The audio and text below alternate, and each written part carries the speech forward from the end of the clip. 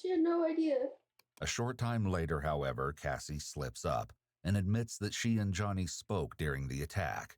Therefore, there's little doubt that Wendy and Randall knew exactly who caused their suffering. Just a few moments later, she makes another serious mistake. He picked out which knife he wanted. Which one? It's the sharpest one. It was like the biggest one. And then he started using it on my grandpa. And then he slit his throat. Pause there. We. You said we started using it on my grandpa. Oh, him. Sorry, it was him. I didn't touch my grandpa. I didn't use the knife on my grandpa. That was all Johnny. I couldn't have done that. So he was the one who did it. Back in the interrogation room, it seems that Cassie has ironed out more of the details of her story, with some noticeable changes. She doesn't mention masks, and she doesn't mention not talking.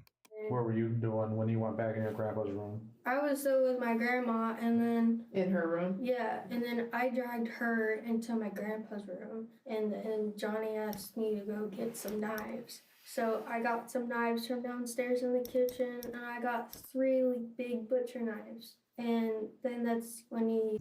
Why did you drag her in there? Why would you do that? Make me understand that. Why would you drag her? Did she not give you the code? Is that why you did it? No. When did she give you the code? At what point did she give you the code? She gave me the code after I dragged her into the room. So you did it so that she would tell you, know that you were serious. Yeah. Forcing Wendy to watch her husband's brutal murder is torturous. But even with that, there was more to Cassie's confession that came out at the police station. So she told us the code, and, I went in the closet because that's where they kept the safe. So, I go in there, I'm checking out all the stuff, and I grab the book bag, and I just start stuffing the book bag with everything, there was envelopes just filled with money. There was probably about $1,000 that we found in that safe that they were just saving. And Did you know about that money, or you just said no? well, my grandma, it was kind of weird. She was kind of giving me, an idea about it before. She was saying, what if I just gave you $1,000? Would that just make the world a better place? I'm just like, no, I don't want $1,000, So, she kept saying that, and then, when I saw it, I was just like, wow, she actually had $1,000 in there. That's crazy. Cassie's tone here is an indication of her immaturity, as she likely doesn't realize that $1,000 won't get her and Johnny very far if they're planning to run away, especially once Cassie reveals they failed to manage their funds. You got $1,000 in cash. Did you spend it all, or do you have it all? We spent it all. Okay. On food, money, weed. And the money you were going to potentially get from Johnny's family was going to be what you were going to start new with? Yeah. Where were you going to go afterwards? We were going to go to Florida. Okay. Anywhere in particular? Maybe Pensacola, Panama City, just somewhere, where we could just escape. Pensacola was only a few... Basically, Johnny's in your grandpa's room with your grandpa and your grandma in the room. Do you come back in there and say, hey, I got this stuff? Or what? Okay. Yeah, I go back into the room and I tell him that I got the stuff. And after that, he slits my grandpa's throat.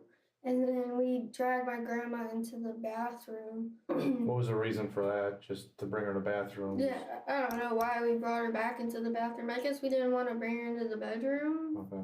So we just brought her into the bathroom. And then Johnny slit her throat too. Mm-hmm.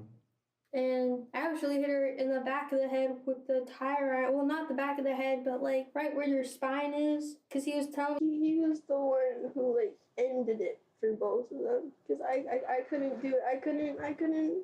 He kept he had knives too. He slit both of their necks, and I couldn't do it. So he did it because I couldn't.